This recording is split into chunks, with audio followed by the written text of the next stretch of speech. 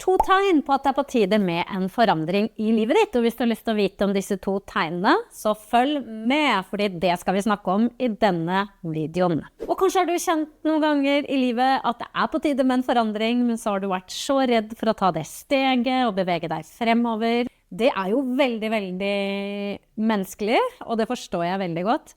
Det som ofte den, normale måten å gjøre det på, som veldig mange mennesker gjør det på, jo at de venter til ting blir skikkelig ille, og vi får et eller annet dramatisk som skjer i livet vårt, før vi begynner å gjøre en endring. Men så det faktisk måter å begynne å gjøre en endring på, før det blir så ille, og det handler om å kunne kjenne til disse to tegnene, og kunne vite hvordan du ser de to tegnene, og hva du skal gjøre med det når du legger merke til dem. La meg gi et eksempel på hvordan vi kanskje ofte venter til ting blir veldig ille før vi begynner å gjøre en endring. En klient som jeg jobbet med, Tove, for noen år tilbake, hun var så syk, husker jeg, da hun kom til meg og meldte seg på et coachingprogram hos meg, og vi snakket sammen første gang. Hun hadde vært inn og ut av sykehus over lang tid, og nå var hun ikke på sykehus lenger, men hverdagene sto egentlig mest i at hun fikk ungene av gårde på skolen, og så lå hun i en sånn smertefull krøll resten av dagen. Og bare det å få i seg mat, og få i seg medisiner og sånne type ting, det var kjempevanskelig for henne. Og så skjedde det noe i livet hennes, og det som skjedde var at foreldrene hennes døde, og det var akkurat som det var det som var den der dråpen, ikke sant, som fikk glasset til å renne over, og som fikk det til å tippe over, som gjorde at hun tenkte at nå jeg nødt til å gjøre et eller annet. Dette kan ikke fortsette fremover sånn som det nå. Jeg må gjøre noe med livet mitt. Og så kom hun til meg, og vi begynte å jobbe sammen, og det som skjedde var jo at hun begynte å oppdage drømmer som hun hadde hatt da hun var yngre, og en av disse drømmene var å bygge hytte. Og det som faktisk har skjedd i livet til Tove at hun har bygget sin egen hytte. Så fra å være en person som nesten ikke klarte å få i seg mat en gang, fordi hun hadde det så vondt, til å bygge sin egen hytte med sine egne hender.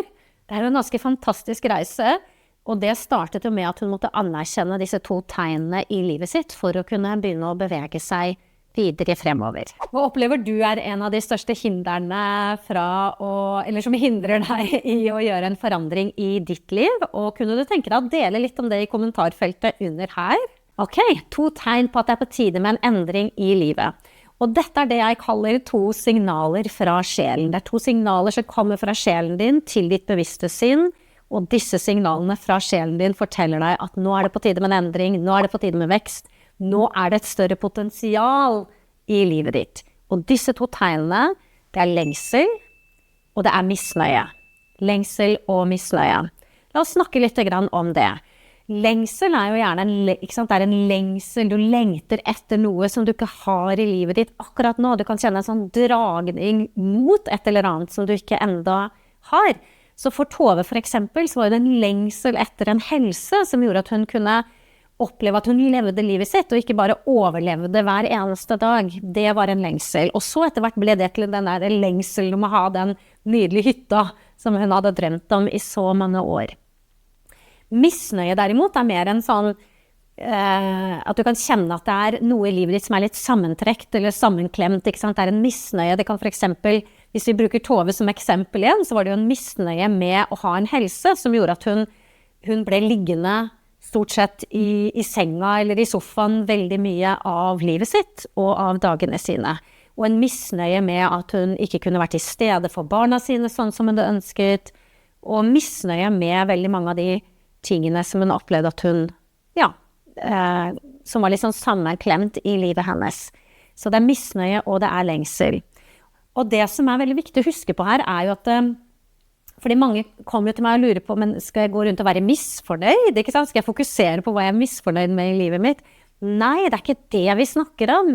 Det ikke det. Og det her handler ikke om at vi skal dyrke misnøyen, og vi skal sette opp teltet der, og vi skal synes synd på oss selv, fordi vi har en lengsel etter noe. Det ikke det det handler om. Men det jeg vet at hvis vi ikke vil anerkjenne disse to veldig, veldig viktige tegnene, så det veldig vanskelig for oss å skyte oss over i noe nytt i livet. Fordi hvis vi ikke anerkjenner der hvor det faktisk lengsel og misnøye, så stikker vi egentlig hodet i sanden og later som at alt bare helt ok. Og da kommer vi oss ikke egentlig videre. Nei da, jeg har det helt fint, jeg har det fint i livet mitt. Og det faktisk ikke noen motsetning mellom å være supertakknemlig for det du har i livet ditt, det skal det jo være, men også samtidig åpen for noe enda mer. Fordi livet det jo 100% vekst. Og livet søker alltid å uttrykke seg enda mer fullstendig gjennom deg, så du vil jo anerkjenne lengsel og misnøye som tegn på hvor det på tide med en vekst, hvor det på tide med en endring i livet ditt. Så hvis du tar et øyeblikk nå til å tenke gjennom de ulike områdene i livet ditt, og i hvilken grad det lengsel og misnøye i disse områdene.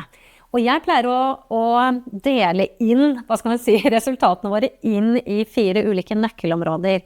Det helse og velvære, det kjærlighet og relasjoner, det arbeid og virke, altså hva du gjør med din tid og dine egenskaper, og så det den 4. det jeg kaller tidsfrihet og økonomisk frihet. Altså i hvilken grad har du friheten til å virkelig være den du ønsker å være, gjøre det du ønsker å gjøre, gi det du ønsker å gi.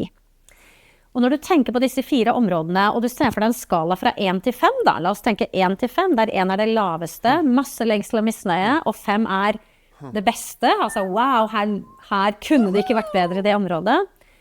Når du tenker på de ulike områdene da, hvilken karakter vil du gi deg selv i de 4 områdene?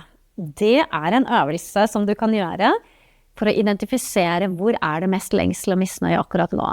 Så hvis du skulle gitt deg selv en score, en karakter mellom 1 og 5 i området helse og velvære, hva ville du gitt deg selv der? Kjærlighet og relasjoner, hvilken karakter ville du gitt deg selv der? Arbeid og virke, tidsfrihet og økonomisk frihet. Og når du gjør en sånn type øvelse, så det jo superviktig at du gjør det helt uten fordømmelse. Det ikke en øvelse i fordømmelse, ikke sant, hvor du fordømmer deg selv eller du fordømmer resultatene dine, men det bare en øvelse i ærlighet egentlig. I å anerkjenne lengsel og misnøye som sjelelig tegn på vekst. Og når du gjør den øvelsen, så vil du jo også se hvilket område det som det aller viktigst for deg å forvandle akkurat nå, hvor det aller viktigst for deg å gjøre en endring. Og kanskje det sånn når du tenker på dette, og du gjør den øvelsen med å sette en karakter i livet ditt, så kanskje det dukker opp noe hos deg hvor du kjenner at wow, jeg står faktisk i noe veldig, veldig vondt og veldig utfordrende akkurat nå. Eller kanskje har du vært i et eller annet vondt og utfordrende i livet ditt som du ønsker deg hjelp til å legge bak deg, og bevege deg videre fremover fra. Og da det sånn at jeg har en helt gratis mesterklasse. Jeg gir deg mine aller beste verktøy for hvordan du navigerer livets aller tøffeste terreng, sånn at du kan, bruke det til noe kraftfullt i livet ditt og bevege deg videre fremover på en kraftfull måte fra alle utfordringer. Så klikk på lenken i beskrivelsen under her, så kan du se den. Og hvis det sånn at du da ser at det et av disse nøkkelområdene hvor det mest potensial for vekst, for å si det sånn, eller hvor det mest lengsel og misnøye, så har jeg spillelister for hvert av disse 4 nøkkelområdene. Og hvis det for eksempel da arbeid og virke, eller karriere som det viktigste for deg akkurat nå, så har jeg en spilleliste som du kan se på nå med det samme. Bare klikk på den oppe i hjørnet her, så kommer du dit. Og da ses vi i neste video.